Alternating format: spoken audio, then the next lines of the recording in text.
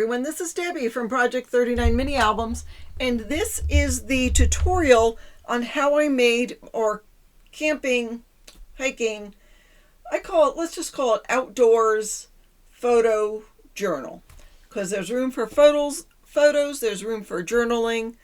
There's a lot, it packs a lot of punch in this one little book. So there is a walkthrough. It's listed in the description box, and probably a little pop-up will show up there.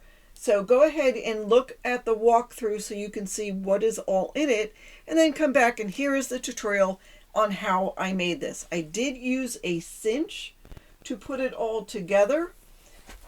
I cinched the pages in.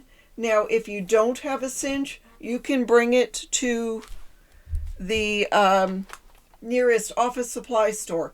I actually wanted to do that, and I brought it to the office supply store to do it, but there had been a storm in the area and the office supply store was closed for the day. So, driving to town is from up in the mountains, it takes a while, so I decided I'll just use my cinch.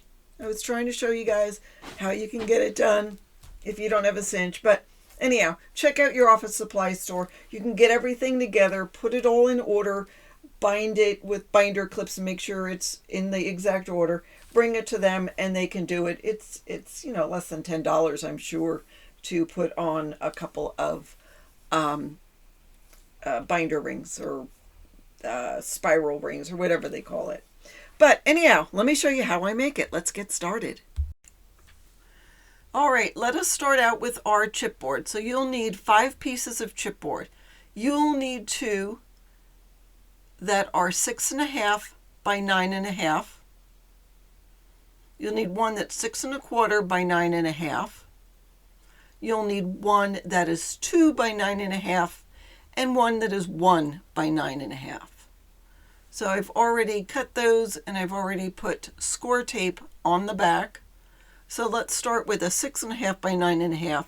I'm going to show you how to cover this, and then you can do the other 2. So for this, I have an 8.5 by 11.5 piece of artisan cardstock in gray.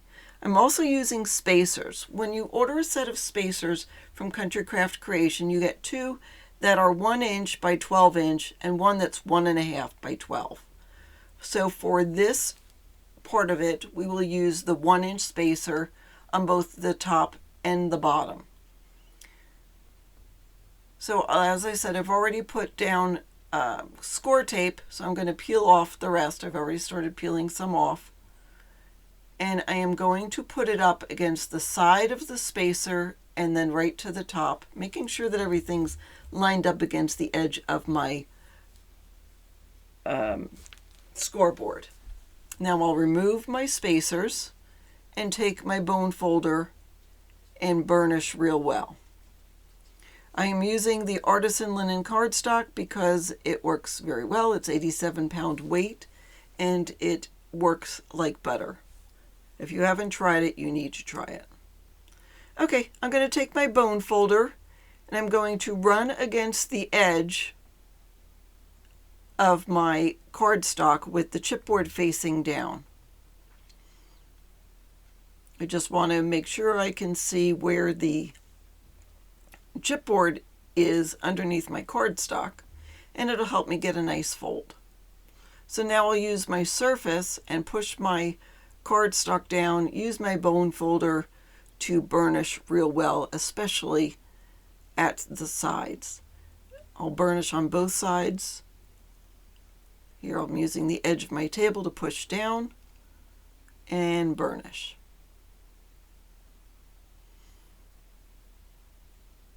See, it's got a little bit of a texture to it. I don't know if you can see the artisan linen cardstock has a little texture. Okay, and now I will burnish on the shorter sides.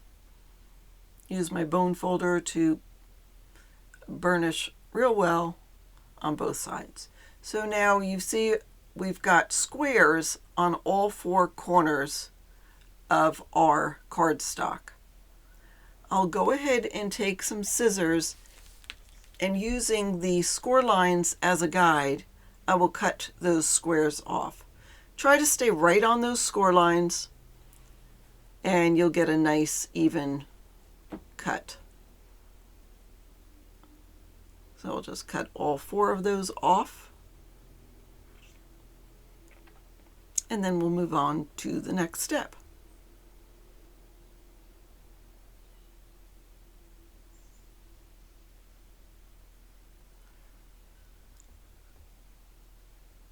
All right, so here we've got it with the 4 corners cut off, and I'm going to take a pair of my long blade scissors and I'm going to fold in a flap, putting my scissors right up next to the chipboard so that you can see there's a little bit of a jut out. It goes out a little bit and then goes up. We're going to cut that off. I'm going to take the top blade of my scissors right up against the chipboard and cut off a little sliver. So whatever comes off, comes off. You can't really cut too much. I am going at a slight angle, but even if you were to go at more of an angle, if your blade is right up against the chipboard, you're not going to cut off too much. So with the chipboard facing up now, I will do the 4 other sides of those flaps. So you'll do 4 with the chipboard facing down and 4 with the chipboard facing up. Just go around methodically and trim off whatever overhang you've got there. See, it's just little slivers. There's not very much, just a little bit. So now what I will do is take my glue, and I am using the Designer Dries Clear glue from the Art Glitter Institute. I'll shorten it and I'll call it Art Glitter Glue. Although there's no glitter in it, has nothing to do with glitter, but it is from the Art Glitter Company. So I will put some glue right next to the chipboard around the perimeter and then zigzag. I am using a Dress Your Craft bone folder, and this one side has a bevel, and that's what I'll use for this. But the other side comes to sort of a blunt point. It's got blunt ends to it, and it is the best bone folder. It is a non-stick bone folder. So I will push that beveled edge against the chipboard, letting the glue distribute. I'll go back and forth a couple of times, and then I'll just turn my bone folder so it'll go up against the edge of the top edge of the chipboard and sort of help it crease a little bit. And using my fingers, I'll pull the paper down in the center, and then using the bone folder, I will distribute the rest of the glue so we get some good adhesion. Now you'll see at the edges there is some glue that is coming out, and that's okay, but this is a good time to clean it up before you go any further. I'll go ahead and do the,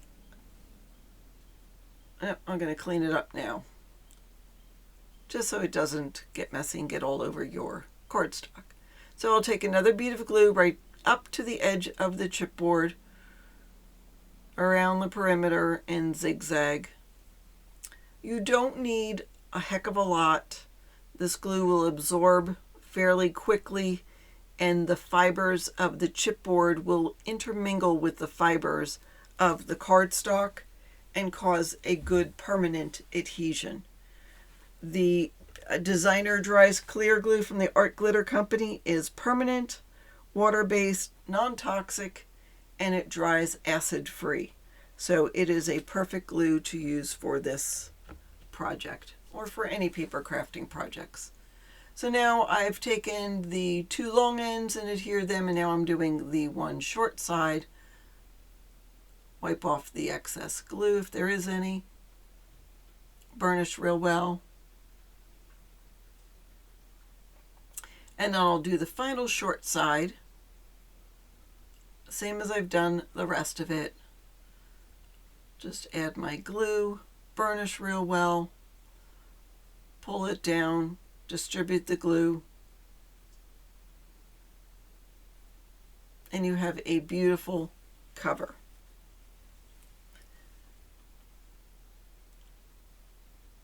All right, now let's do one of the spine pieces. And again, I'm going to use my scoreboard for placement. And for a spine piece, I'll use a 1-inch spacer, and I'll also use a 1.5-inch spacer. Now I've cut my cardstock for this. I've added 3 inches to it. So it's 1 by 9.5. So now I've added 3 inches, so now it's 4 and 1 inch to the top and bottom. So 4 by 11.5. I'll use the 1.5-inch spacer at the side. I've already put on my score tape, and I'm going to take my chipboard and go against the side, push it up to the top, and then push it down. And that is pretty much all we'll need the spacers for. I might use them to help me distribute the glue. And I'll put my scoreboard aside. So now we're going to again use my, we'll take our bone folder, push down again till we see where the chipboard is underneath here. I'll use my surface to push down, burnish real well,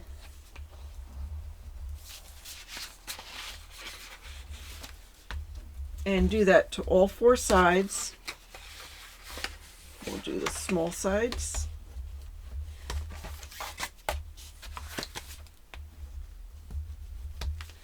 Okay, so in this case, we don't have squares, but we have rectangles showing. And we're going to cut those rectangles off. So I use smaller scissors to do that.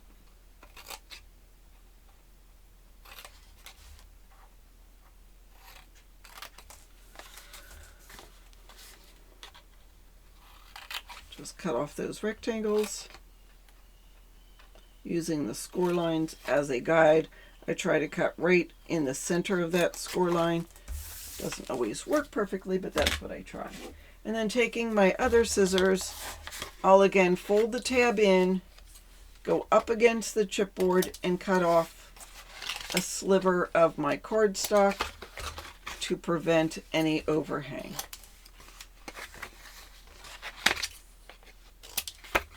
Turn it over so we can do the other 4 sides.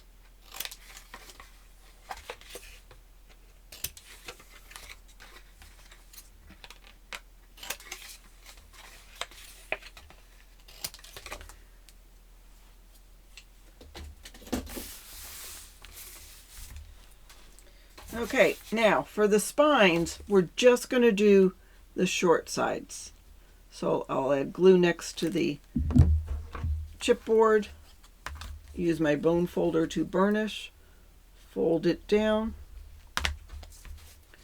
clean up my glue,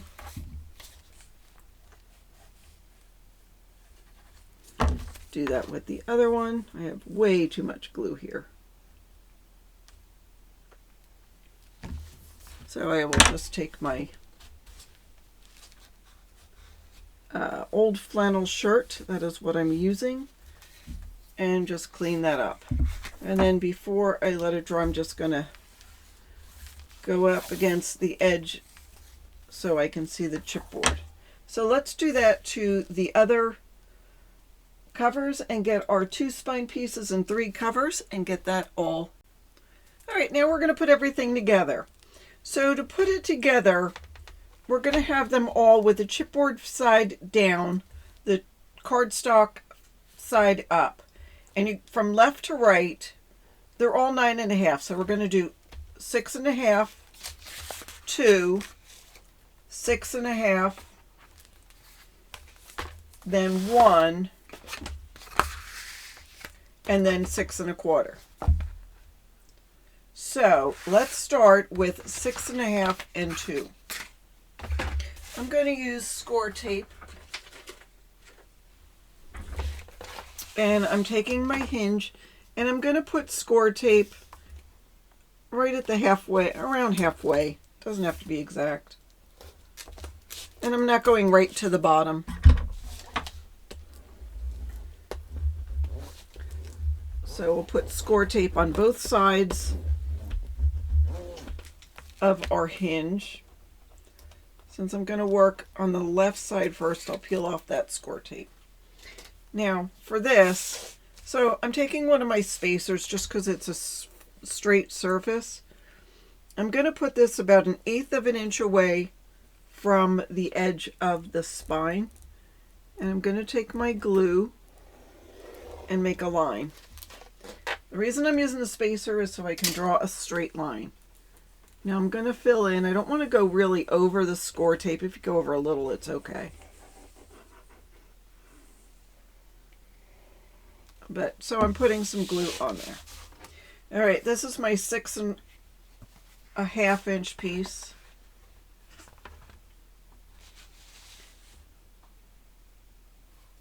I guess the best way of doing it is I'm turning everything upside down, taking my spine piece, putting one side against the edge, the other side against the top. I'll take my 6 1/2 inch piece, and that's the 2-inch spine. I'm going right to the edge of my spine. Then I'll turn it upside down and I'll burnish this.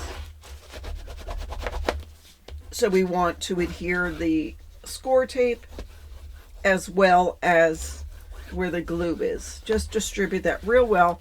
And the end result will be these layers of chipboard will be even. They'll be level. So there we go. All right, now I'm going to put the other 6 1/2 inch piece. I've labeled them on the inside so I know. So I'll go ahead and peel off. No, that's what this is good for. And I'll take my spacer.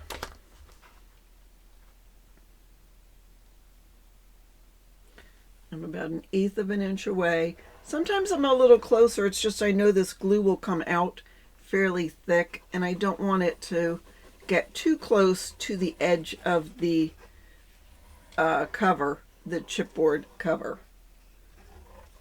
Okay, I've got that there.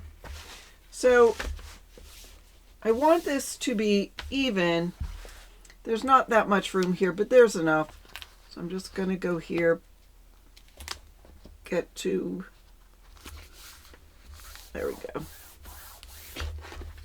Probably could have gotten it a little closer, but we'll take care of that.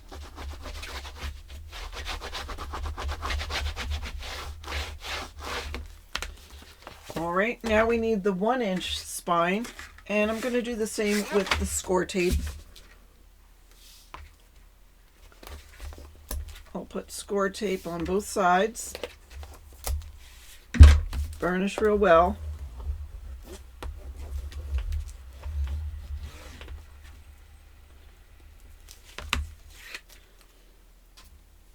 And I will do the same with this. I'll use my spacer to add a bead of glue about 1/8 of an inch away.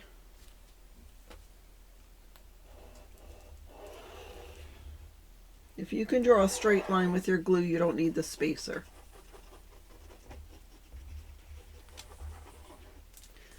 Okay.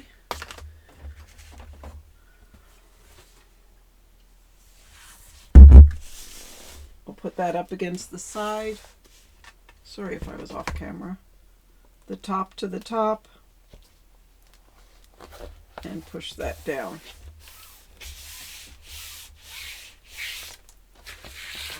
I'll go ahead and remove this. Use my spacer one more time. Add a bead of glue.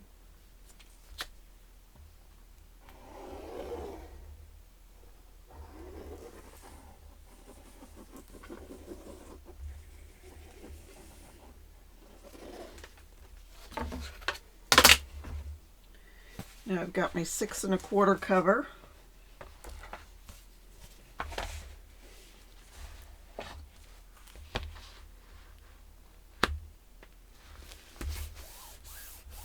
And burnish real well.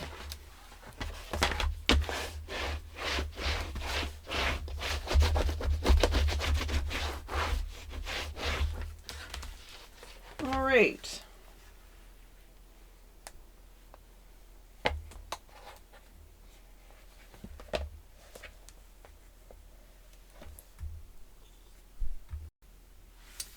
so we've got everything put together. It's a little wobbly, so we'll take care of that. But let me tell you, I did this exactly backwards. So no big deal. We're turning it upside down. So all my writing is now upside down. I have now, with the chipboard facing up, 6 1/4, 1, 6 1/2, 2, 6 1/2. That actually is the way it should be. Now I had scraps from cutting down the cardstock to make to cover it. This one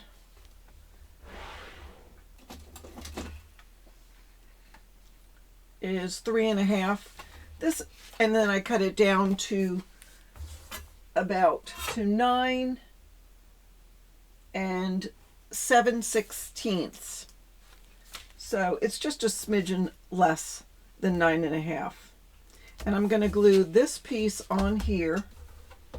And then is this the same size? Yeah, 3 1/2. So I'm going to glue one on here. You could do 5 inches. These are the scraps I had. So what I'm going to do is add glue around the perimeter of this. I'm staying about 1/4 inch away from the edge.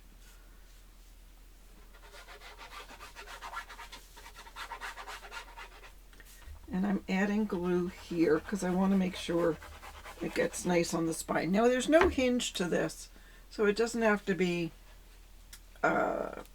as perfect as if there was a hinge. So I'm going to line it up on the bottom, and then that'll line it up at the top. Burnish real well.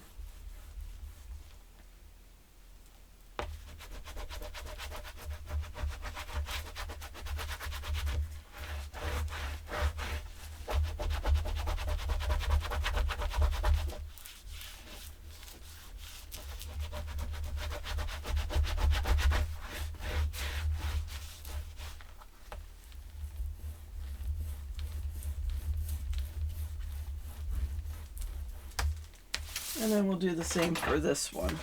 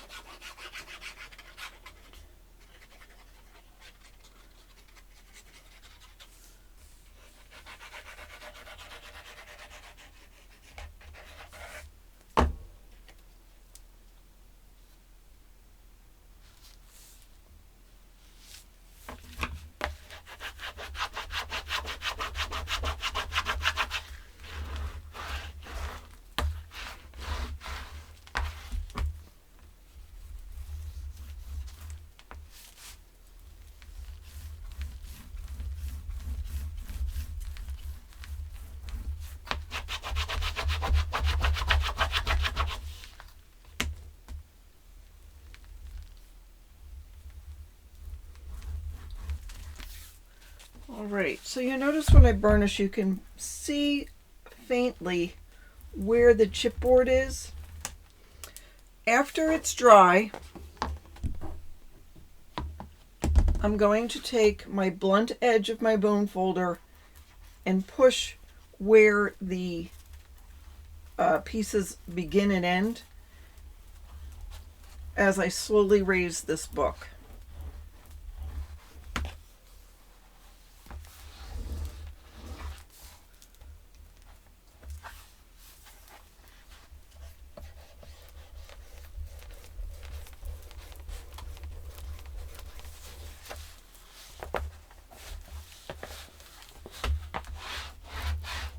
And then burnish.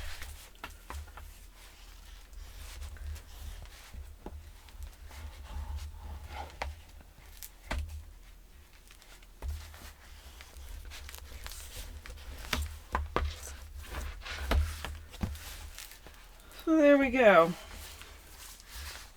That is our book all covered up, taken care of. All right, so here we are. I'm just refreshing because honestly, it's been a couple of days since I've recorded and I'm just catching up. So this is going to be the front of the book. It will open up like this, and then it'll open like this. Now these are from another project. This was my prototype, but since I haven't made these, I can't show them to you yet. I haven't made it for this book. So we have a 4x6, a 4x6, and then our notebook. So these will be in here so they don't slide out like they did. This is going to be a folder. It's going to be a pocket with a flap.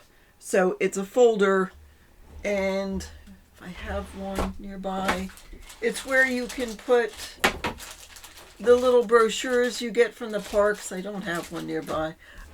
And then it'll close like this and close like this. So the center section, the 6.5 in the center, is on the other side of it, is actually going to be the front of your book. We made it correctly, just upside down. I think I mentioned that before.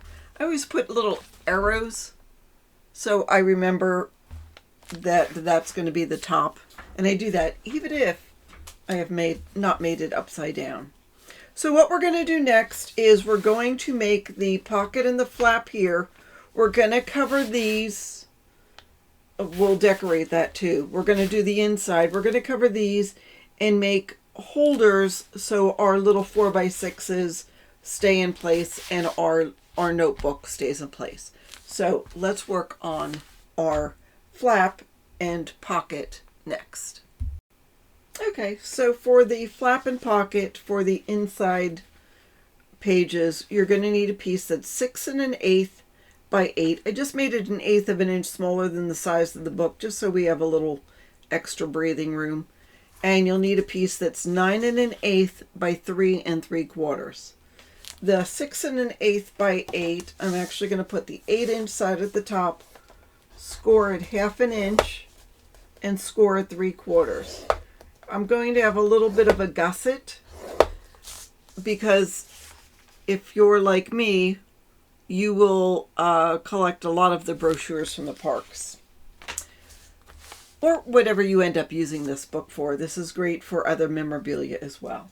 The 9 1/8 by 3 3/4 with the long side at the top, we're going to score it 1 inch.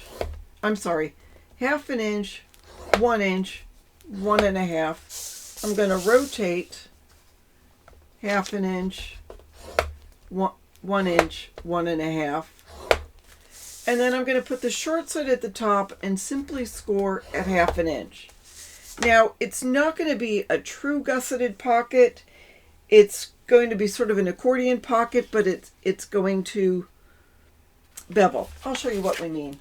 With this piece, we'll grab our scissors and we're going to cut from the center, long rectangle in the center, cut up to that first score line at a bevel, at a miter.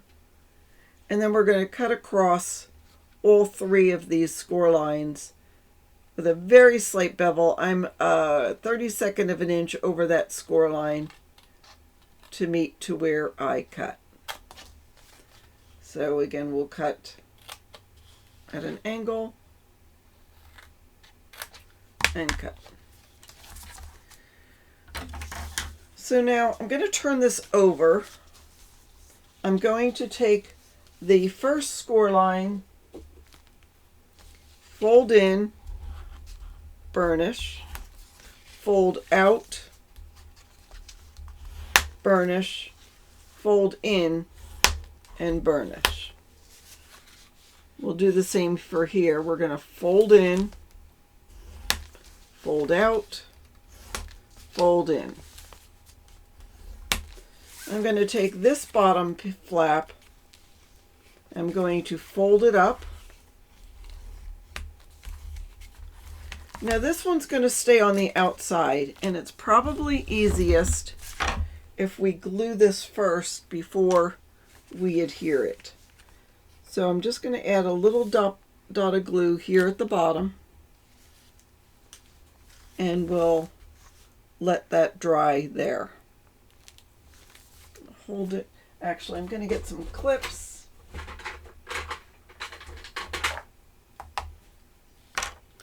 And we'll just let that dry with some clips on it while we work on this. So here we're going to miter from that first score line up.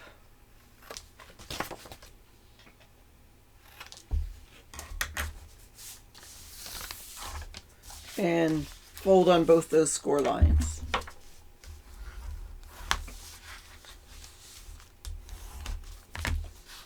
All right. Grab our book. Okay, so this is going to go on the piece that is 6 1/4 by 9. That's going to go over to the left. You know, if you happen to ever do something like this and fold it wrong, or add your pages in the wrong order, you can find a way to make it work. If you have to, then take everything apart and redo it. No big deal. All right, so I'm trying to get this straight so it's lined up exactly to the top.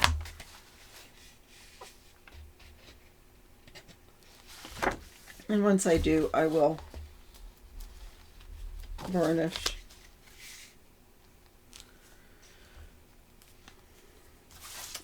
Alrighty. So we're good with that. I will round these corners. I just have a habit when they have a flap, I like to round the corners just so people can recognize that that page comes up. And then we'll take our little piece with our clips. Lift this up. And this is going to go here. I'm going to move it over left justified. So I'm going to put it over to the left just so it won't get in the way of this book opening and closing. So you see, we've got a gusseted pocket. It's got some room. It's not a heck of a lot of room, but you don't, I mean, it'll still expand. So I'm going to do all 3 sides at once and put that on.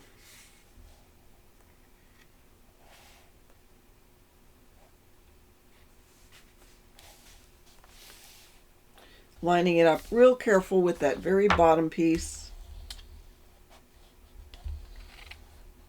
And then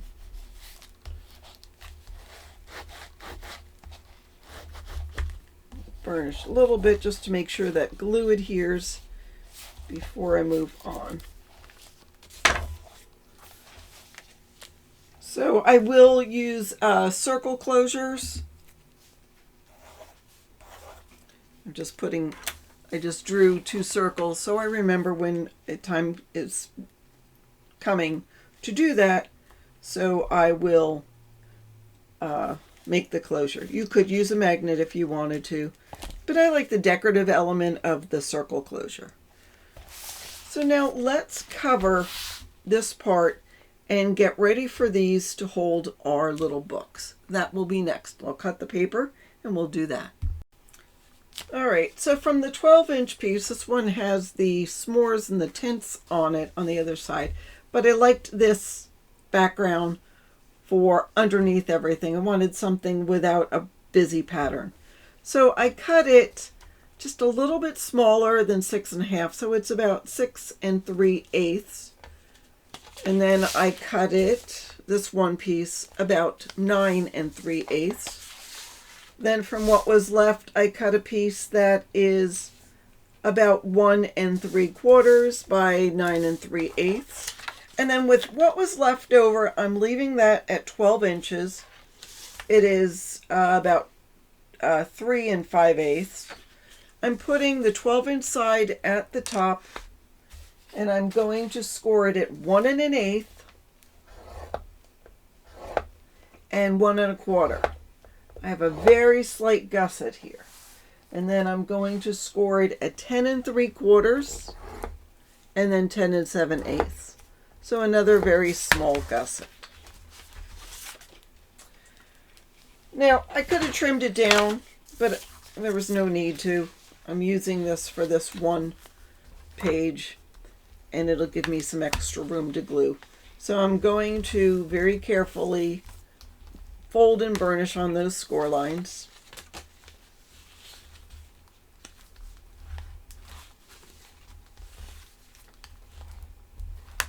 I'm not going to miter the corners, I don't need to. Alright, so this is going to go on here, and it will allow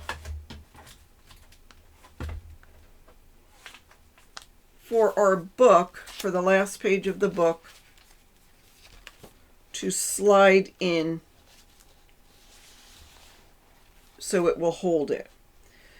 Now you want to make sure that this is sort of close to where we're going to have our rings or spiral rings, so it will stay without moving. But you don't want to put it right up to the edge, because then it just makes it more difficult to come out. So I'm going to go about 1.5 inches from the left side. What I'm going to do is turn this over and glue these pieces down first, and then I'll adhere everything. So I'm just going to grab my ruler.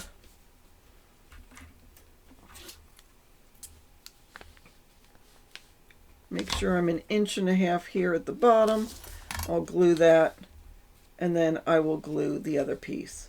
Now there's a little bit of movement on here, and that's okay.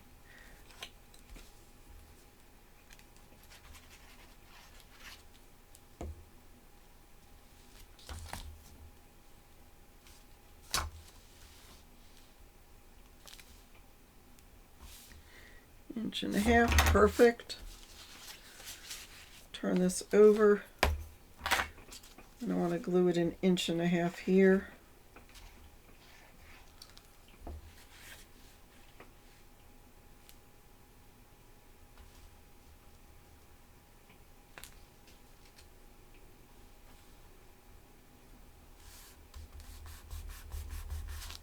And then I'll turn this over and burnish it here, just to make sure.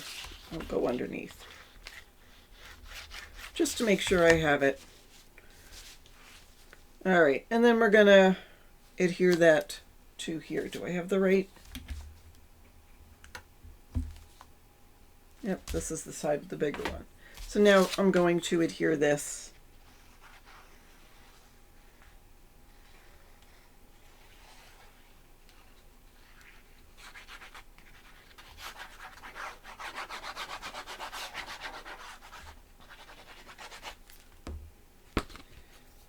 So this will go here.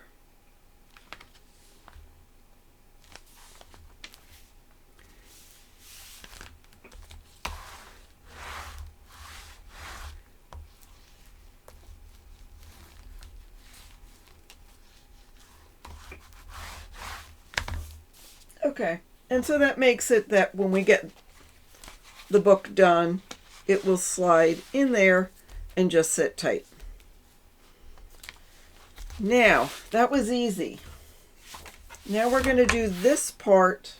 Actually, let's just glue this piece next.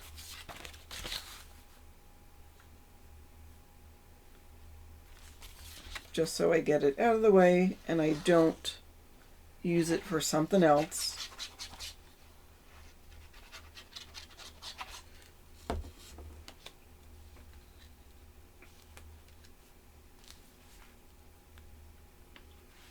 So I'm just going in between the fold lines.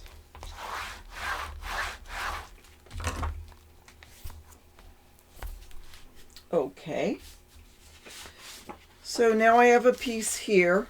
And again, it's about 6 3/8 by 9 3/8.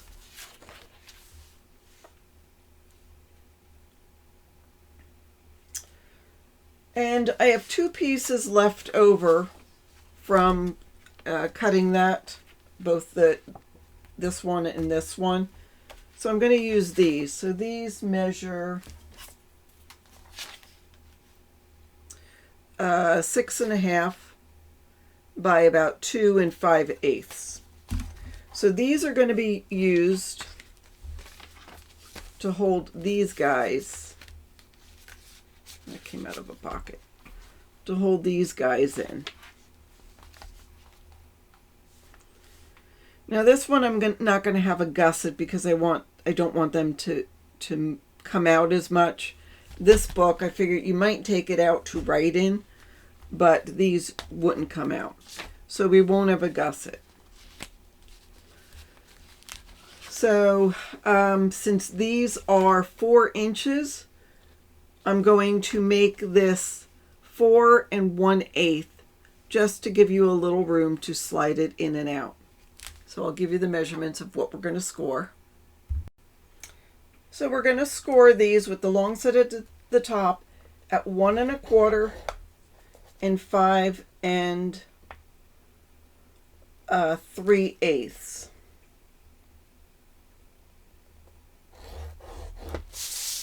1 1/4, 5 3/8. All right, let's take these and we're going to miter just slightly.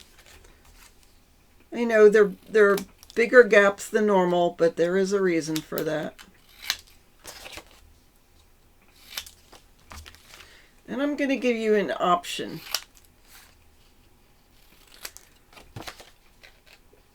What I want to do is make sure when you're taking these books in and out, if you need to, it's easy to do. Let's fold and burnish on these score lines.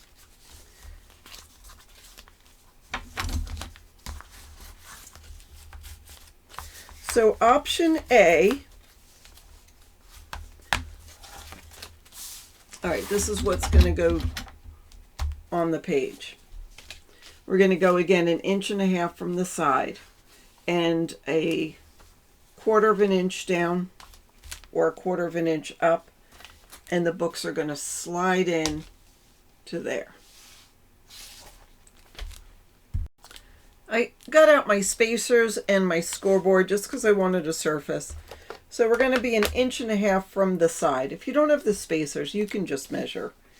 So these are going to go here. So option 1 is for you to just glue these flaps right down on here.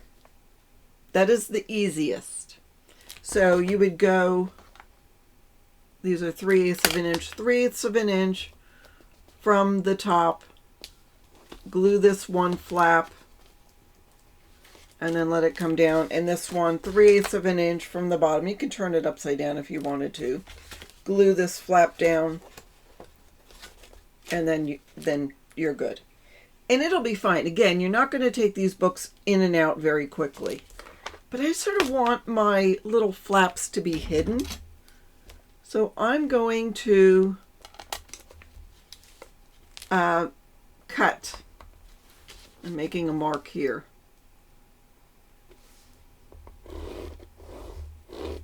I'm going to cut that. Going to cut here. Going to go 3/8 from the bottom.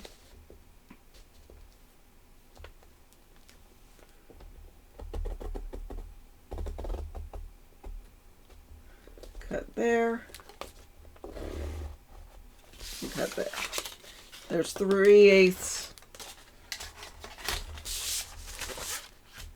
there as well. Gonna get out my little cutting surface, get out my craft knife, and I'm just simply going to, I know where to start and stop, and I'll go a little bit more than that. So I'll make a slit here.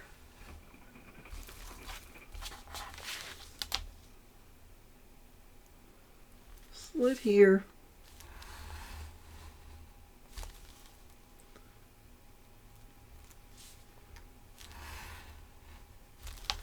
Slit there.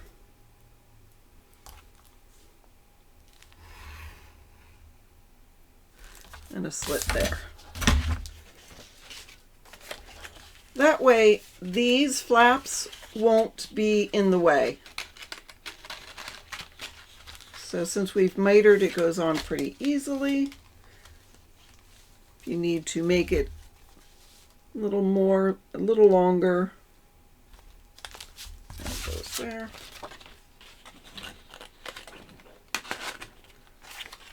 That goes there.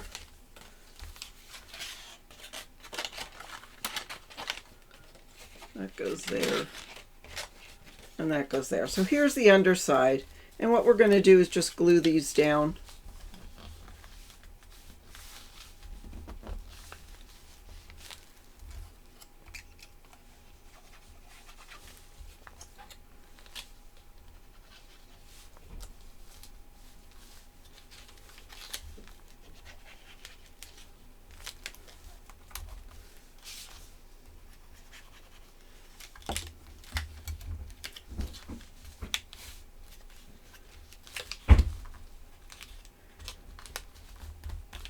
It's bubbling up here, so I just need to make sure there's a little bit more room. So if I burnish it real well. So here is this side.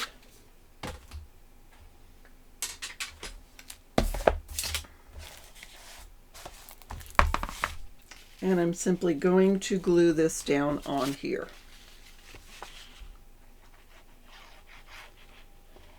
I made slits. If you want to do it and make your slits like go again and make another one about 1/16 of an inch away, that will probably help give you a little more room. But I'm okay with this. I know once I burnish it, it's going to stay exactly where I need it to. So I'm moving it so I'm even on the top and bottom.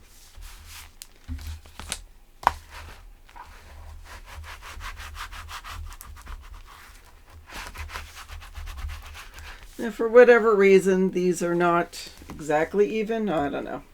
I can see I cut it right, but I moved it over. But that's okay. Again, you're not going to see it. But your book will fit in here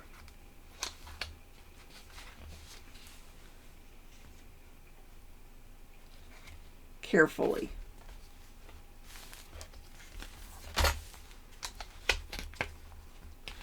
Remember, we made this 1/16 of an inch bigger.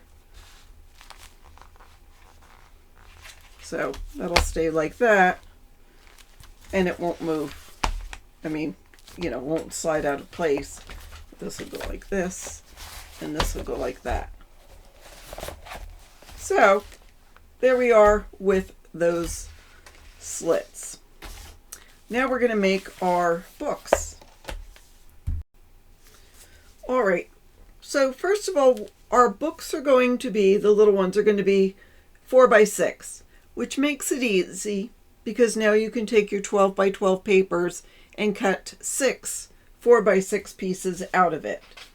And same with chipboard. I've already cut a 4-inch piece and gotten 2 4x6 pieces from here. I am using for this the lightweight chipboard from Country Craft Creations. It doesn't have to be the heavyweight. You could use heavyweight, but it's probably easier to cut the lightweight, and it doesn't need to be that heavy.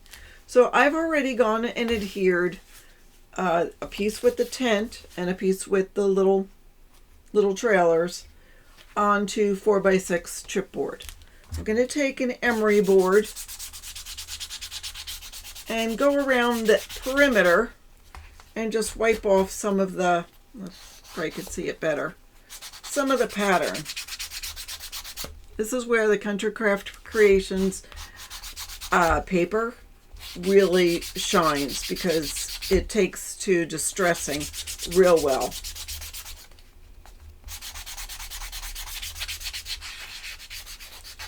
Well, you get the idea.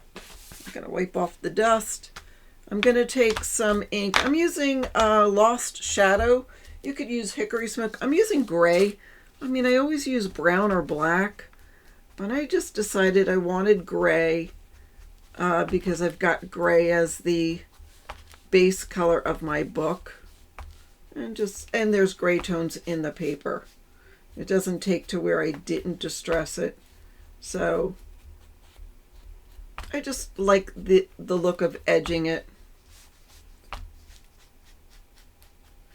You can probably see it with the close-ups that I'll show you at the end of the project if I remember. But anyhow, so there is that. So I'll go ahead and do that with the rest of it. Now I'll do the back cover right now. Grab my little surface so I don't get my table dirty.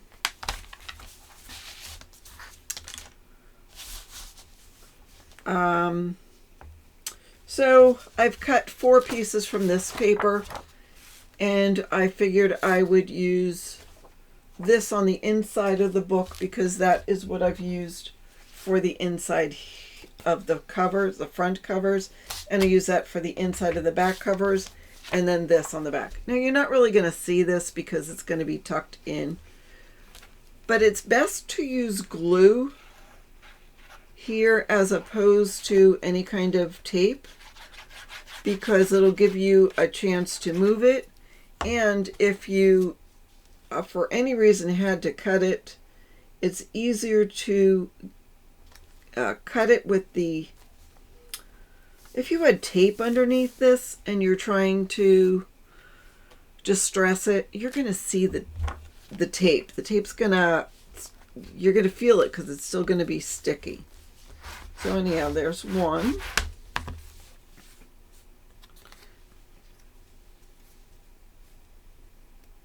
And I can see a little bit of the edge here. I could take my craft knife, but since I'm going to use my emery board, it doesn't matter.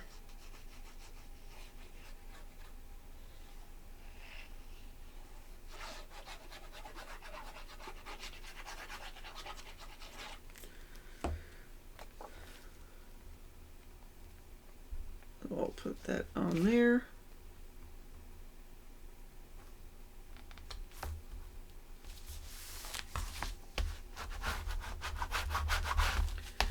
And just burnish it real well. So there we go. Now after it's dry, I'll give it a couple of minutes, then I'll go ahead and distress it and ink it. And that's how we're going to make our cover. So you'll need 4 of these total, 2 for the fronts and 2 for the backs. So go ahead and do that, and then we will meet you at the next step. All right, the next thing you're going to do is cut some pieces that are 4 by 6. So you can get 6 pieces again out of each one. You want to duplicate some and cut some, but of course you've got the back. So you've got the front, the back, and it's going to be in a page, so you're going to see the back, but we're going to do all sorts of decorating it, so you won't see if you have these pieces together. That's fine. We'll embellish it so you won't see all of that pattern. So just cut 10, 12 pieces. You also can have some coordinating cardstock to go along with it. And then cut some pieces that are 6 by 8 because we will score that in the center and you'll have a flap. Now we're going to have to cut this down here, but we'll do that. But cut some 6 by 8 pieces, and then also cut some 12 by 4 pieces. Now these again we'll have to cut down so we can attach it here, but that way we've got a flap that opens up that way. So go ahead and go through your papers and cut down some in whichever ones you want.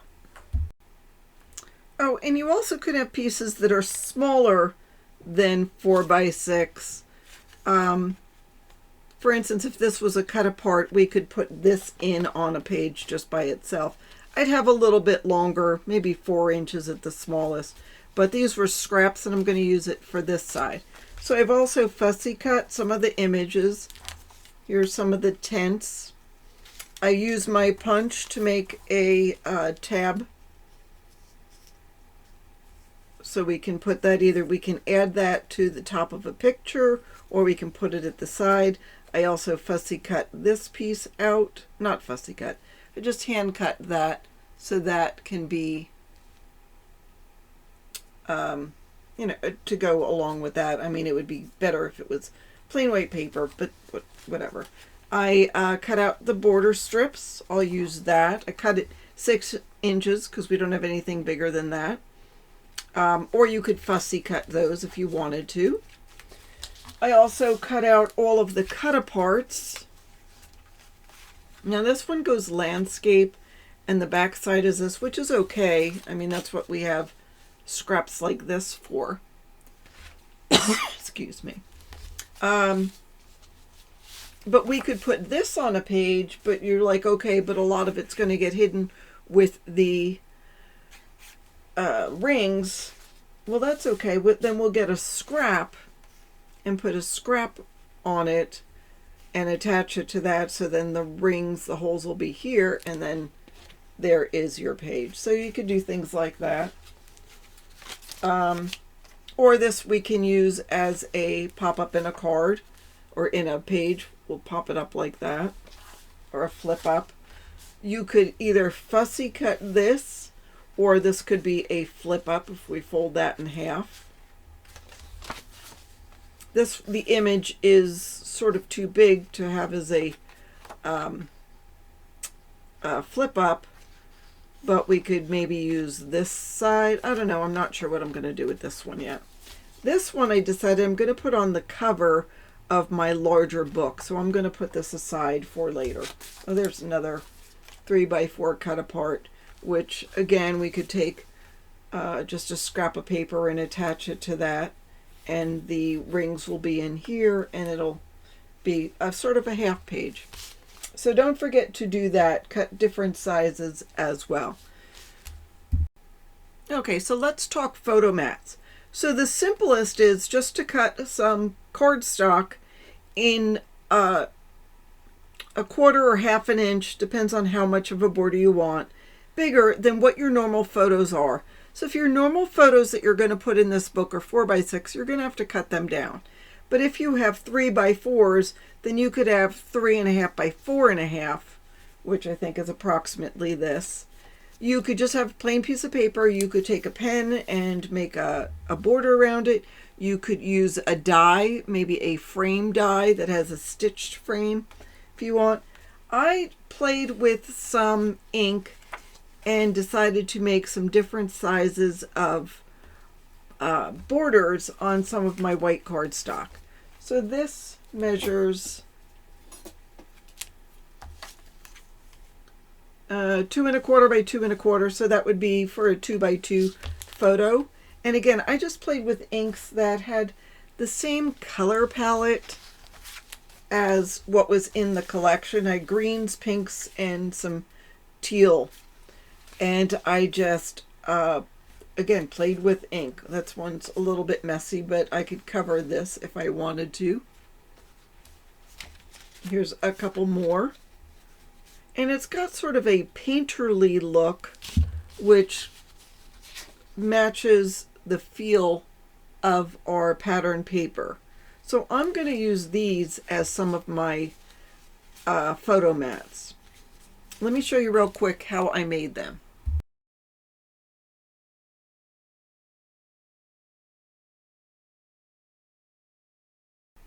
So I'm just doing a voiceover and showing you I'm using a water brush and just adding a little bit of color along the edge, trying to keep it less than 1/4 of an inch so there's no white space when I put a photo on here.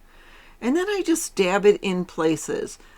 In a little while later, I'm going to let some of this dry and add a second layer or add a little bit of different color, or just add plain water, let it sit for a couple of minutes, and then wipe it up. So I'm really basically just playing. Here I'm drawing some just so I can get some of those hard edges along there. Here I'm adding different colors. I mean, again, I'm just playing with the different colors that go along with my pattern paper. And incidentally, this will work for any kind of frame that you're looking to make, not just for this paper collection, but it worked really great for this paper collection because, again, it's got that painterly feel.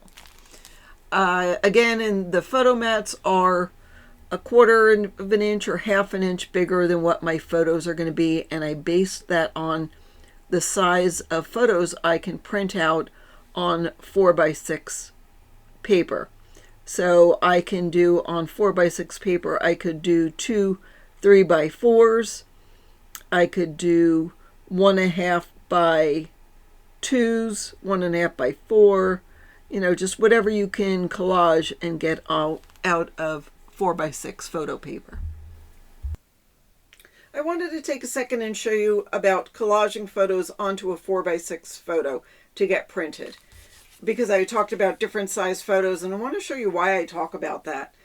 So Pic Collage is the name of an app I have on my phone. It used to be free. I think now there's a limit, maybe 12 photos or whatever, or you can pay for it. And it's not that expensive. I have no idea what it is because I still use the free version. But if you don't pay for it, you get their watermark on a photo. No big deal. Just cut it out. But you can see I've got different size photos all printed on a 4x6 photo. Sometimes I will print these myself with my little Canon selfie, which is fabulous, or sometimes I will just send it out to be printed if I have a lot to do. You can get different size photos printed. So here I have 4 photos that are 2 inches by 3. This is a great size because you still can see the image, but you get 4 on one 4x6 photo.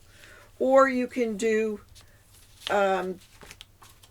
2x2s, and then you'll get 6 of them on a 4x6 photo.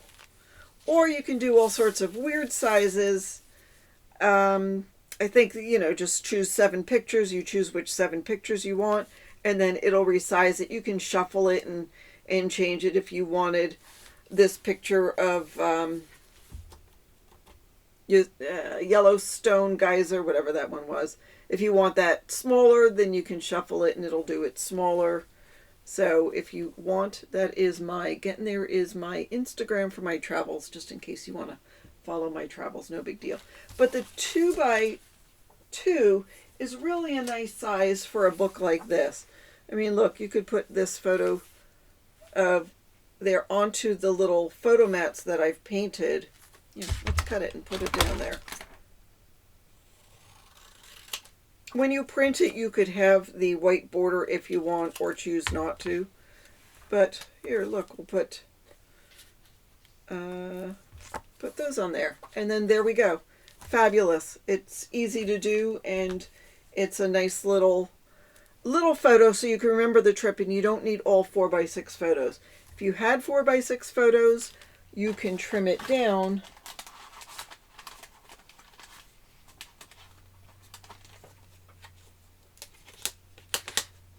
All right, kids and I hiking at Mount Hood. Let's just cut it down and I'll show you. So look, there's a lot of blue sky. I do not need all that blue sky. I mean, as pretty as it is. I'm cutting it down to 3.5. And I'm taking a little bit of my husband's shoulder off. And Mount Hood is pretty, but I still can take some of that off and cut this down to 5.5. So even though I cut down some of Mount Hood, you can't even tell. And now we could put this on one of the pages. I guess I'd cut more of Mount Hood. And then it fit. So it was a 4x6 photo that we've trimmed down. So that's what you need to do for a little book like this. All right, I'm going to decorate some of the pages. And you'll get the idea of how to decorate, and then you can play on your own. But I'll do a couple with you. So I'm going to work on the inside front cover of this little book. I put the trailers on it. So it will go like this. Now, I actually drew a couple of little teeny circles here to remind me that this is the side that's going to be bound. So I don't want to put anything too close to there. But over here, I have one of the cut aparts. I backed it on some of the gray cardstock and fussy cut around it. I also have a piece of this paper. This had the big trailer on it. Originally, I was going to use this side just because I wanted the trees in there. I think I might go with the clouds just because it's more of a contrast. If I go like that. Yeah, I think I'm going to go with that. So I'm just gluing that onto there just to add a little extra dimension, extra pattern to here. And I will glue this on. So I can go right up to the edge because this is not where the spiral will be. So I'm putting that on there. All right, now I've cut some other of the cardstock. I cut 2 pieces 3.5 by 3 and 1 piece 2.5 by 3. One of the pieces 3.5 by 3 I'm going to leave alone. The other 2.5 by 3 I'm just going to put with the long side and score at 3. And then the 2.5 by 3, oh, I take it back. It's 3 by 3. My space is 2.5 by 3. I'm going to put one of the sides up and score at 2.5. So this will go down, then this one, and then this one. But I'm going to actually glue this tab onto the back here, just so I don't have the tab showing. Although you would cover it up. So I'm putting that there. And that'll go down. But before I glue this down, I've cut, it's a 1 inch by 3 strip of paper, rounded the corners. I already added some pattern paper to one side. I'm going to put this here and score. And I'm going to glue that down onto here. I'll glue it onto the back.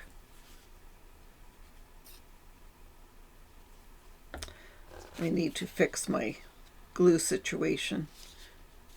I will do that at my next break.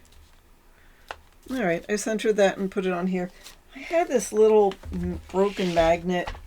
You guys ever get broken magnets? I hate to throw them out, and so in this case I'm using it. But it's so small I can't remember. I can't find the other piece. I'll have to look for it. So I'll put that there. And then this 3 by 3 that we scored, so now I have that piece that's 2.5 by 3. I will glue onto the top of here. I'm using my scoreboard to make sure everything's nice and straight and neat. And then I'll glue that on here. Now, if I hadn't put this here, I could have just glued it on 3 sides and made it into a little pocket. As a matter of fact, I can leave the top open. Well, it might be hard to put something in with that. But I'm leaving the top open.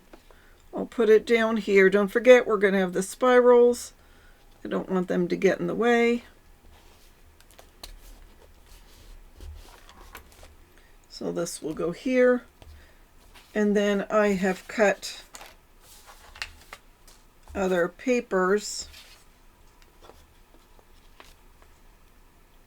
This one I'll put down at the bottom. This one has a white and pink vintage RV. This one, and this is cut 1/8 of an inch smaller, so it's 2 7/8 by 2 7/8. And this one has a blue, well, with the teal turquoise So that one's going to go here in the center. And you can put photos on top of here. And I have a piece to go on the back of this. And I might put photo mats on here as well. That was my intention all along, was to put photo mats on here. So this one can go here. The good thing about this kind of pattern paper is you could put it sideways and nobody will ever know. So there's just a little bit of a border, 1/16 of an inch border. And then I'll find my little magnet and then I'll put this one on top of it. And so that is the inside of the front cover. All right, so I like my pages to coordinate. Now they don't have to be matchy-matchy, but I do like them to coordinate. So I want this to be opposite this. I don't want to have too much movement on this page because we've got this whole thing here. But this will be a good background and I'll do something with a photo mat. But you turn this page and then we'll have this one and this will open up. So in order for this to open up, I need this part to be cut because this is where the spirals are going to be. So I need to cut this. In order to do that, I'm going to grab my scoreboard. And I want about an inch taken off of this. So this is 6 inches long. I'm going to go down 5 inches. And that's here. So I'm going to burnish at the 1 inch mark. I suppose what I could have done is turned it this way and burnished at the 1 inch mark up to the score line. Probably would be an easier way of doing it, but you know, some of us like to do the hard way. All right, now I'm going to just do a straight cut on the score line and then bevel it here. Okay, so again, this part is going to have the rings in it. We'll turn the page and then we'll have this, which will open up. And this is where I have my score line. So I'm going to take this and fold it. And this will come up. And this is for page the other side. Well, I can figure out what I want to do with this. I'm not sure if I want to make this into a pocket or just leave that here and probably put a photo mat here.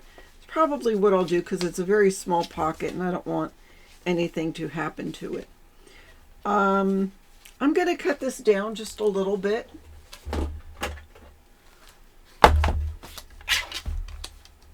So from that, I'm going to cut it so it's 3 3/4.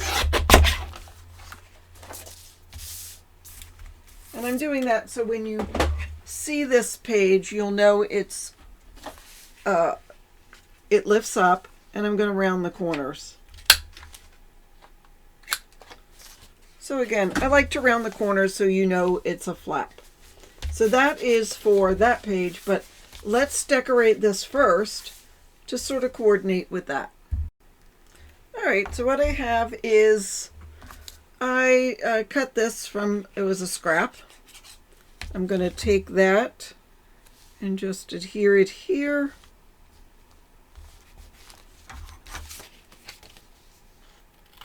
And cut off the excess. Then I've got my little photo mat, so I've got one with the pink borders just because it, just wanted to sit apart from all this blue. So I'm putting that about 1/4 of an inch centered on the page, 1/4 of an inch from the right hand side centered on the page. Then I fussy cut this little trailer.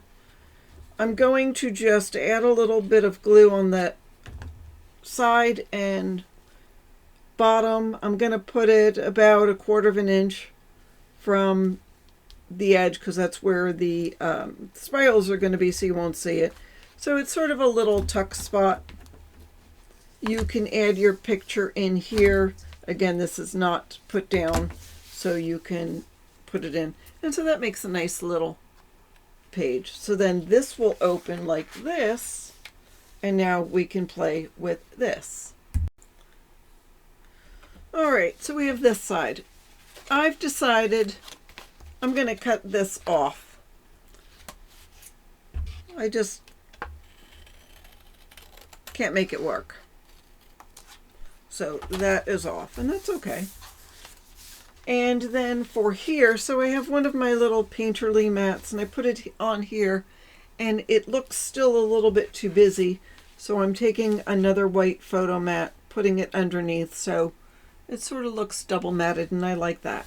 And then I decided to leave the top alone because we're covering up the bottom of this, and it's such a pretty image that I wanted to leave some of it. So I'm going to put that there. It's about 1/4 inch from the top bottom side. We have about 1 1/4 inches there. I'll add some glue here and center that on here. This mat, by the way, is 4 1/4 by 3 1/4. So we have that there. And then I fussy cut some of the picnic baskets. So this one's got to come over here. I don't want too much of it to show below there. So I'm just going to add a little bit of glue to the side and the bottom. And it's going to sit on the photo mat. So you still can add a photo right here. I'm not going to add a magnet or anything. It's fine how it is. So just for here, I am just going to add picnic basket. Do I want to cut the milk piece out? No, it would look, we'll leave that. So I'm going to add a little glue to the side and bottom, and that's going to go right here.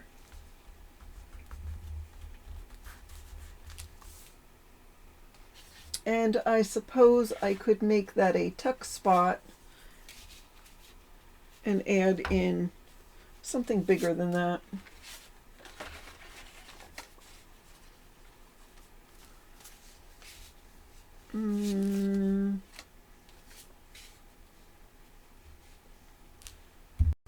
So I'm just going to take this scrap paper, glue it onto a white photo mat, and add that to the tuck spot. So that is it for that page. So I decided I'm not going to show you how I make every single page. I just showed you a couple of them. I'm going to now show you a little bit of doing my stamping. Now, most of you have stamps and embossing powder and that kind of thing, but some people have suggested that I show you how I do it. So I'm taking a piece of paper from my stash, and I have this stamp set that I got from Country Craft Creations when this Echo Park paper came out.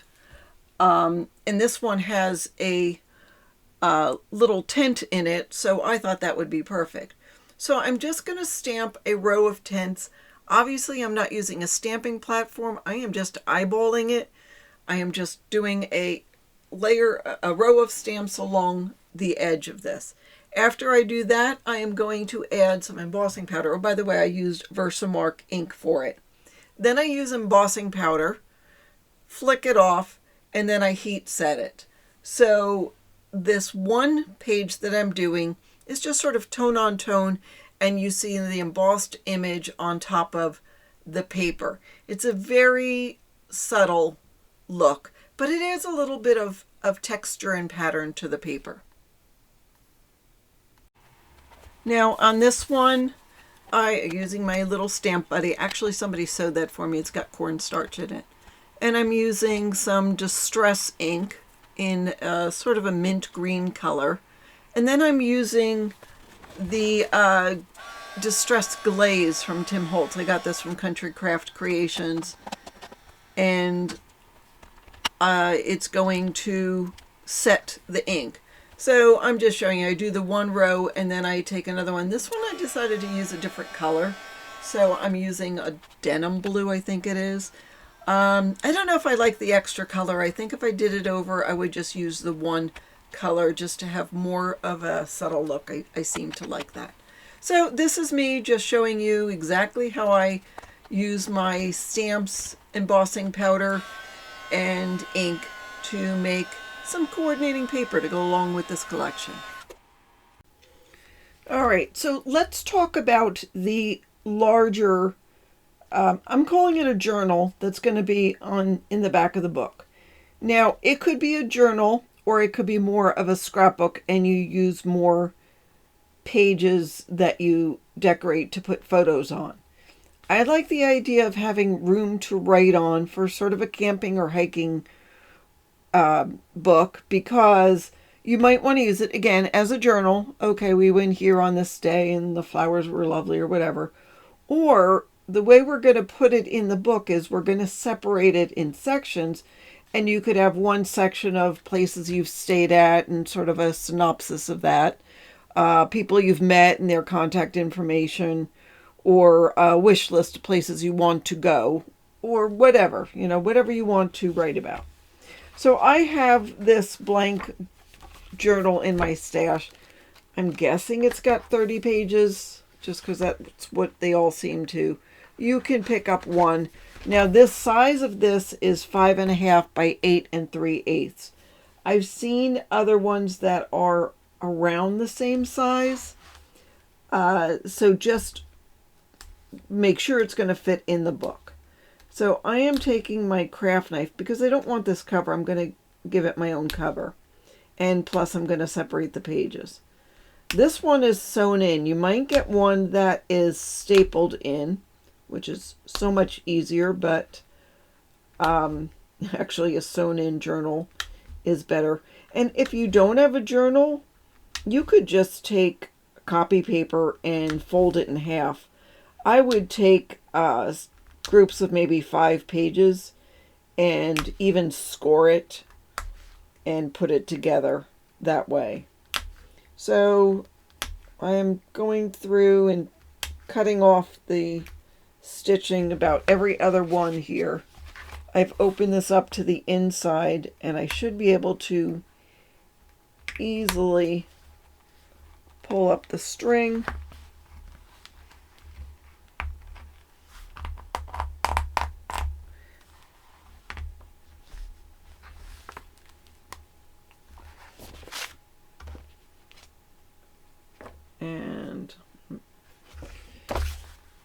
And then this way I can separate the pages. So I'm just going to take groups of 3 or 4 at a time.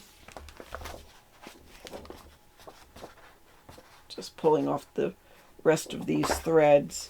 Yes, you will still have the holes in the pages, but you honestly won't notice it. If you wanted to, you could cut all of this off. But honestly, I'm just going to leave it the way it is. Nobody's going to notice it. I'll pull off the rest of this stitching. And the cover I won't need, but this one's sort of a sturdy piece, so you might want to use that. All right, I'm going to burnish my groups of pages. So I've separated into 4 pages of, there's 4 separate pieces of paper in each grouping. So we've got that, and these I'm going to put aside for now. But we do know now the size of the book needs to be 5.5 and 8 3/8 based on the size of this. So I have cut some lightweight chipboard to that size. And this is going to go on the front. I am going to have a piece of acetate, maybe vellum. I'm thinking about vellum. But this is the inside front cover, and this has the picture of the little camper. What I want to do is make this a little pocket. So I am going to just take my craft knife, and I guess I'll go over the air conditioner.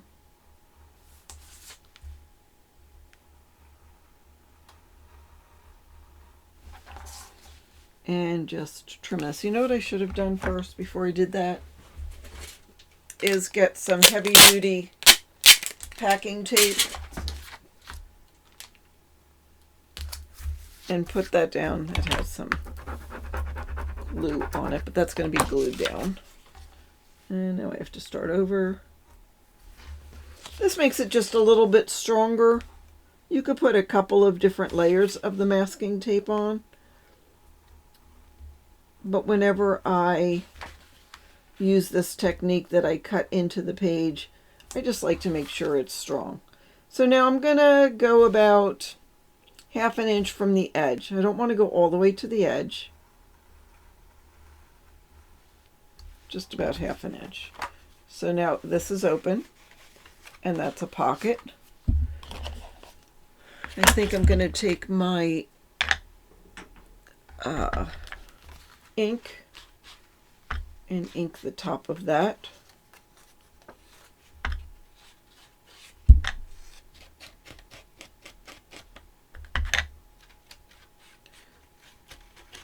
Okay.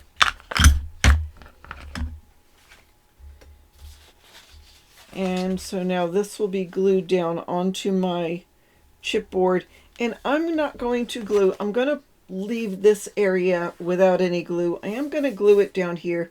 I don't want it to be a deep pocket. I'd rather have it a small pocket for cut aparts and that kind of thing. If you wanted to, you could just put adhesive all here on the top and then just around the perimeter of the bottom to make it a full-size pocket. But like I said, I really don't want to do that. I'm just going to have some cut aparts down at the bottom, so I will add some glue there.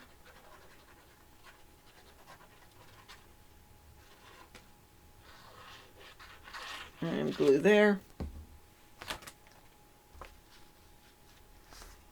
And adhere that onto my chipboard.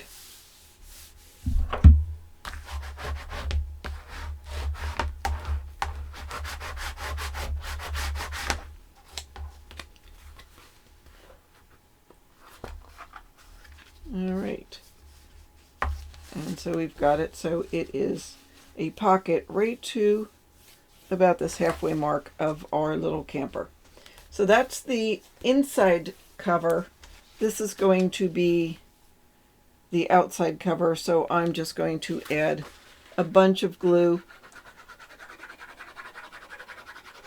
and adhere this to my chipboard.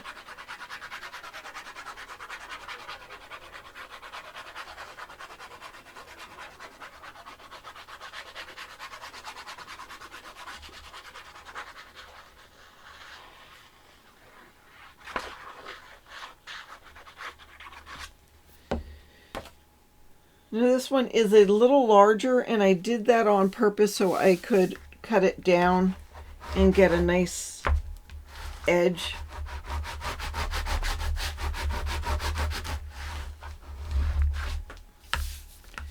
So we'll let that dry, I'll cut it down, and then we're done with this part of the cover. Okay, we're going to make a pocket page, or actually 2 pocket pages. Oops. So I'm going to score this paper at 8 3/8 because that's the height of our book. And then I am going to, and then the pages are 5 1/2. So if we cut this in half, we're going to have 6. So we'll have 1/2 inch on each side. I'm going to score at 1/2 inch on each side.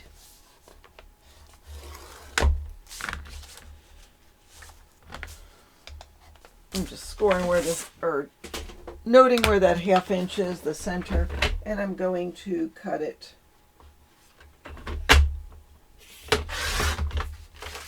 Because they're actually going to be two separate pages. Now, part of this image is going to be upside down, and that's okay, we're going to cover it, but the other part will be correct. I am going to grab my scissors and cut this top tab. So we're going to cut right on the score line up to where the score line is, the 8 3/8 score line, or whatever the height of your book is. I'm going to cut that at a miter. Cut that at a miter. I'm going to fold this in. Add some glue here on this tab.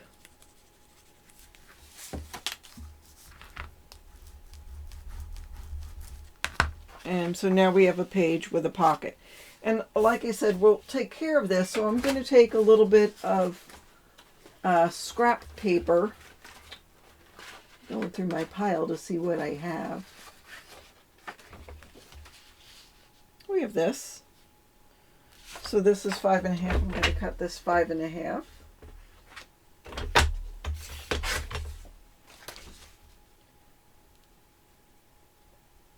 Actually, I'm going to cut it down a little bit to 4 1/2. And that's going to go on the top there. You could put this here if you wanted to, but I'm using this as an area to embellish.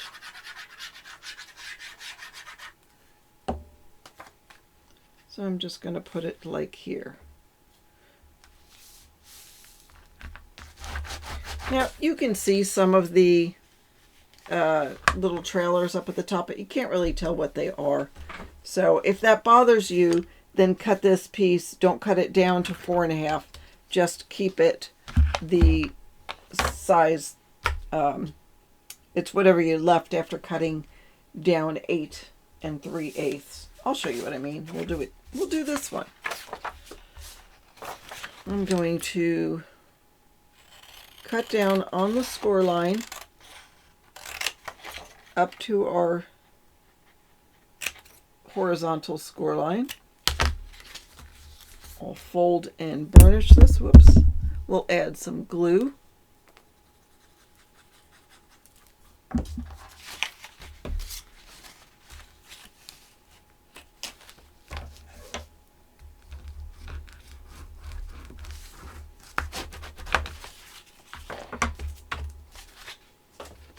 I'm going to take this piece and cut it down 5 1/2.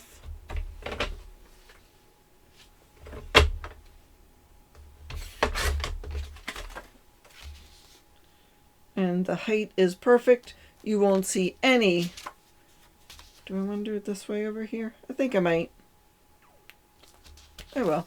You won't see any of the pattern underneath if you don't trim it down. So we'll put that here.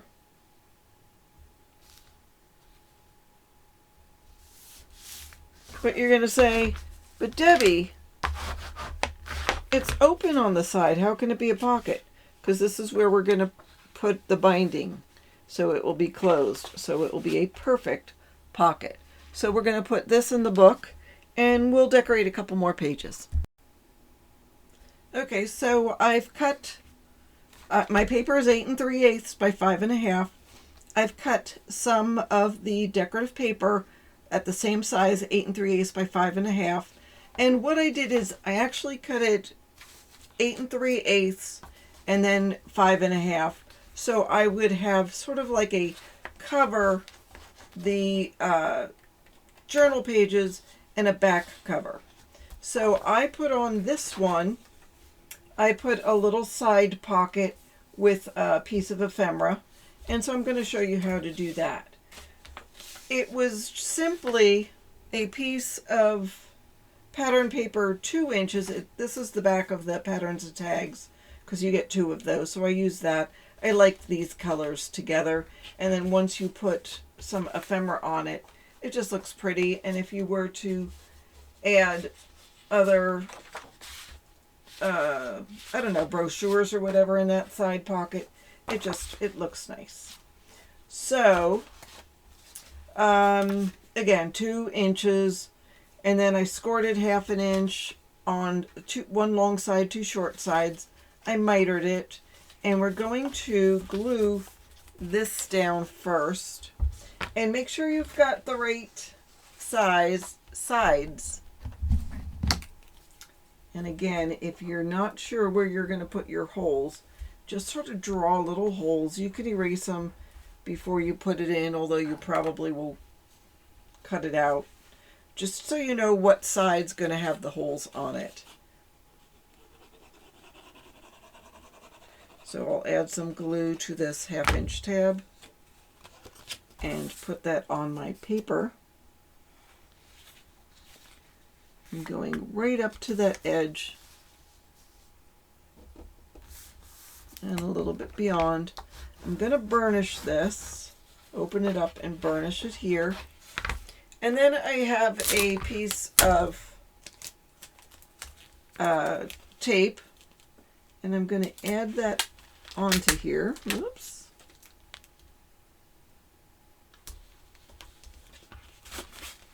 So again, when you put something in the pocket, it's not going to get hung up at where the edge of this paper is. It will go smoothly. So now I'll fold in these 2 side tabs, add glue to them,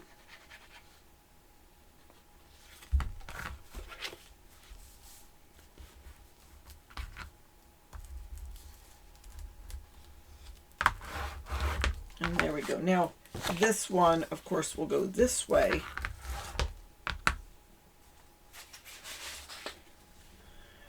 And I'm going to take this cut apart and put that one on here. I think I'm going to ink the edges a little bit. You could add it onto a piece of cardstock if you wanted to, just a little bit larger. But I'm not going to. So I'll add glue to half of this. And there we go. So there is, so we'll have this little folder. There's the front cover, there's the inside cover, and then there's our back cover. So it'll go like that. Now, I'm going to look and see what I can put on the front cover. I will find some embellishments, which you probably have already seen in the walkthrough.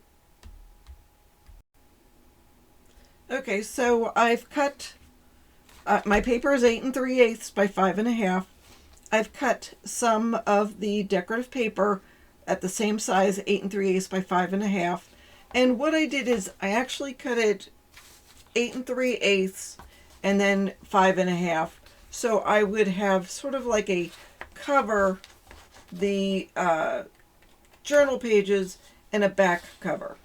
So I put on this one, I put a little side pocket with a piece of ephemera, and so I'm going to show you how to do that. It was simply a piece of pattern paper 2 inches. This is the back of the patterns and tags, because you get 2 of those, so I use that. I like these colors together, and then once you put some ephemera on it, it just looks pretty. And if you were to add other, I don't know, brochures or whatever in that side pocket, it looks nice.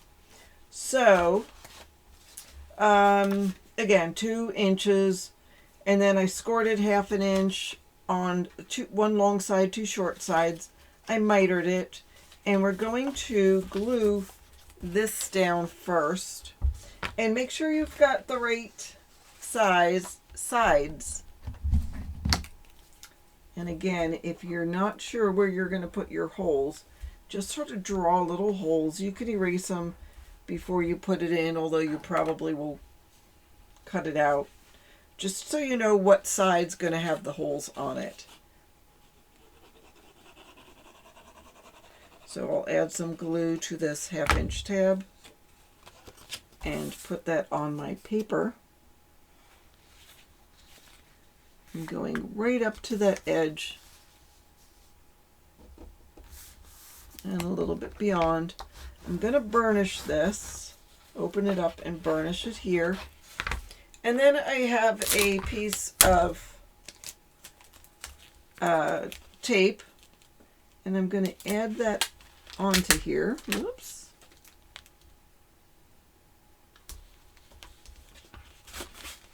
So again, when you put something in the pocket, it's not going to get hung up at where the edge of this paper is.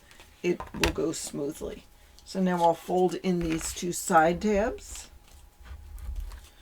add glue to them,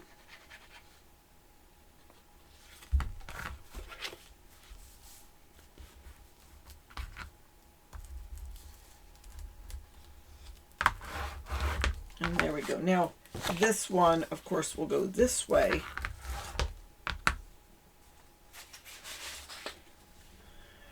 And I'm going to take this cut apart and put that one on here. I think I'm going to ink the edges a little bit. You could add it onto a piece of cardstock if you wanted to, just a little bit larger. But I'm not going to. So I'll add glue to half of this. And there we go. So there is, so we'll have this little folder. There's the front cover, there's the inside cover, and then there's our back cover. So it'll go like that. Now, I'm going to look and see what I can put on the front cover. I will find some embellishments, which you probably have already seen in the walkthrough. Alright, and here I'm going to show you how I use my mini cinch. I used to have the larger version. Stupidly, I gave it away. And then I got this mini cinch thinking it's more compact. I wish I had the larger one, because you can pick and choose where you want the holes. You can pick and choose where you want the holes.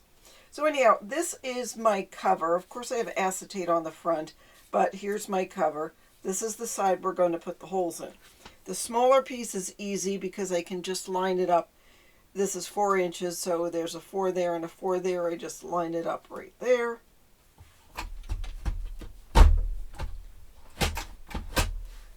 And then there are my holes. Easy schmeezy. There are 6 holes. Now I could choose to do more, but 6 was fine for this size. Now here's one of the pages.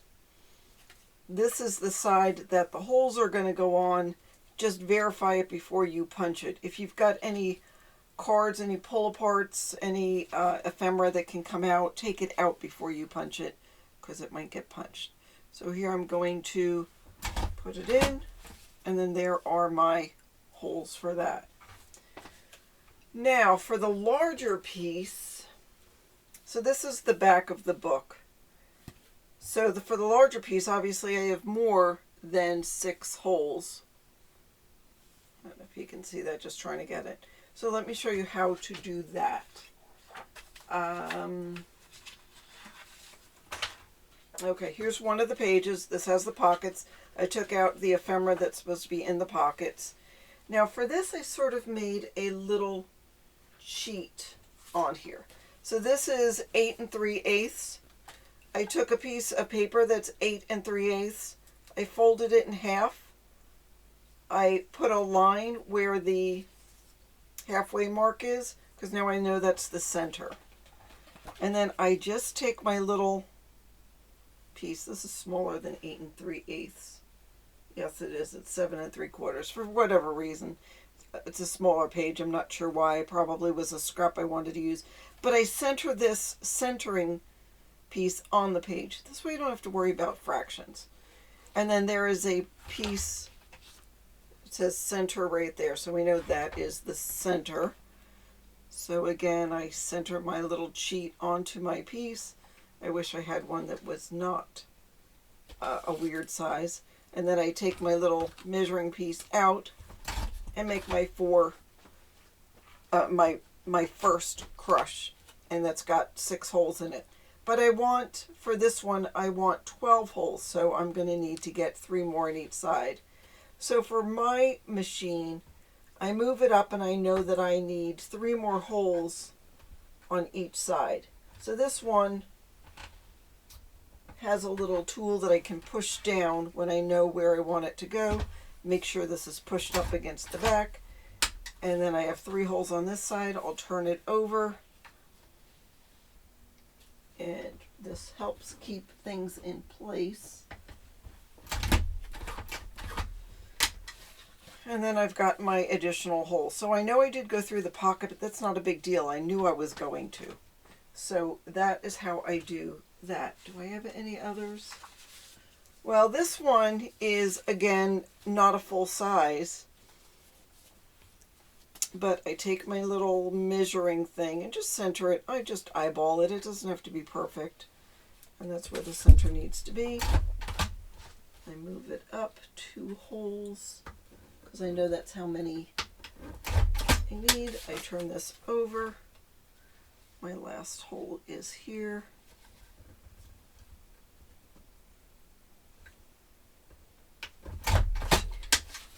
So now I have my 10 holes in this little pocket, and I can put that in it so I don't lose that. All right, so my last piece is my front cover. Here's the inside page. I'm going to take out my little piece in the pocket, and I'm going to center this on here. So the center is there.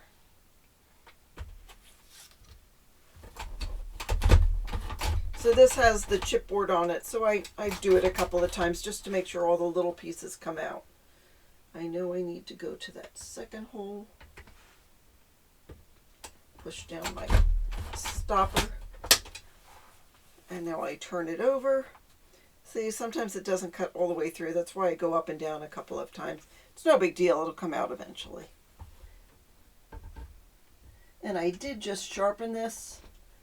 And I sharpened it by taking about 3 or 4 layers of heavy-duty aluminum foil and punching it, and that helps sharpen it. So here I've got my holes. It's centered on here, and that is my front cover. And then I'll go ahead and put it together, and I'll show you how to do that next. All right, so now the mini cinch has this thing on it, which is where you're going to put your spirals. And the way you do this is you start from the back of the pages and you put the pages in first. So I've already put it in order, and that's the most important thing, because if you don't have it in order, you're going to have to redo the whole thing. So I'm just going to take it page by page and put it on my spirals,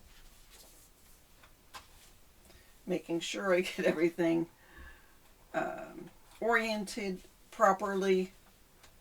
You know, I don't want anything that I don't want anything upside down. That would be a travesty. I'd have to either undo it all or rip out that page and not use it. Not that it's the end of the world. So I'm putting in all my little bindings, and I see here, you know, when I drew little circles to make sure I got the orientation properly, I'm just erasing that. Here's my little pages from my journal. Here's the side loading pocket. All right, now all my pages are in. So now what you do is you thread the front cover. So here is my front cover, and it actually consists of 2 parts. It's the chipboard cover, and it is the acetate cover. So I put that all in, and then the back cover. And that is how you thread it all. Once you've gotten that all done and it's in, everything's in, looks like it's all on properly. I don't need this in to do this. So then you use, see, I put a little cheat there so I remember how to do it. Then you use this part, which cinches the binding system. I guess that's why they call it a cinch. So I make sure it's in straight, and the little spirals are sort of in an oval shape. I don't know if you can see that, but they're oval, and this is going to push them down and make them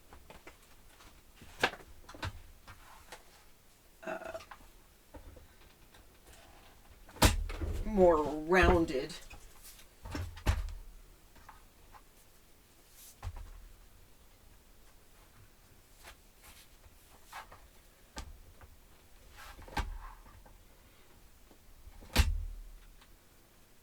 I'm just rotating them, making sure that they are round and not oval. And then the last thing you do is you take your back cover, you swing it over.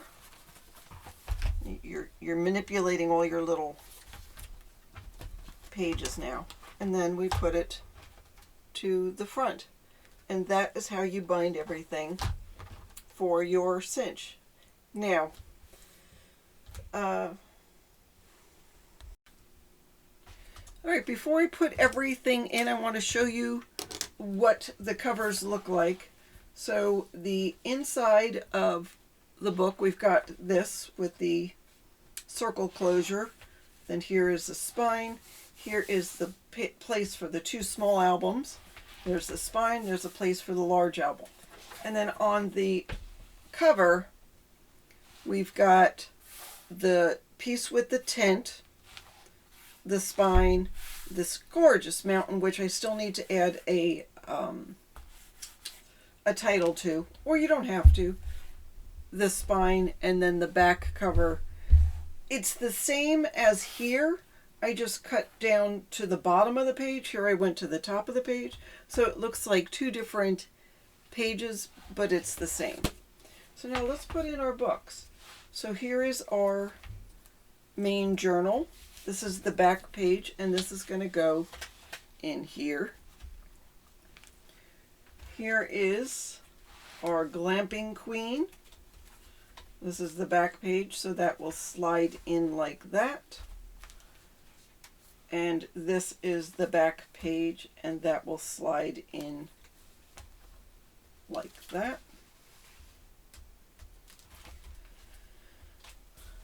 And the way it closes is this will close on that, and then this will close on that.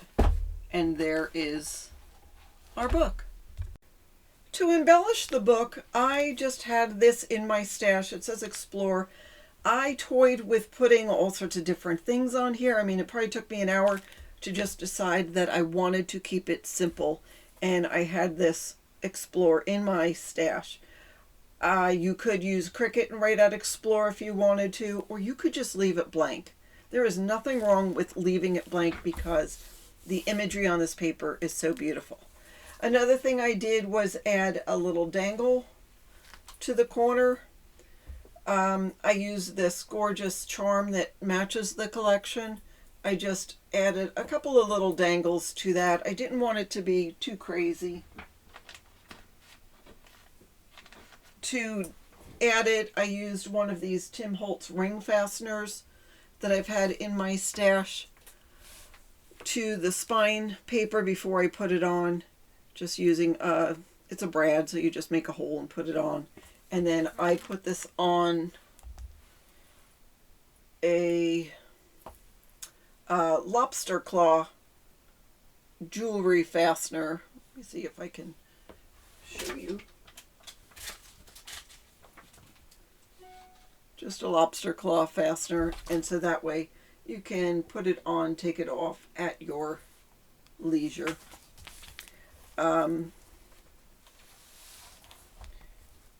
And that is it. I don't know if there's anything else I need to explain to you. I think that's it. But that is how I made this adorable camping journal and photo album using the Under the Stars collection from Country Craft Creations. I hope you enjoyed this tutorial. Don't forget to hit the like button. It really helps me out. And thank you so much for watching. Have a fabulous day.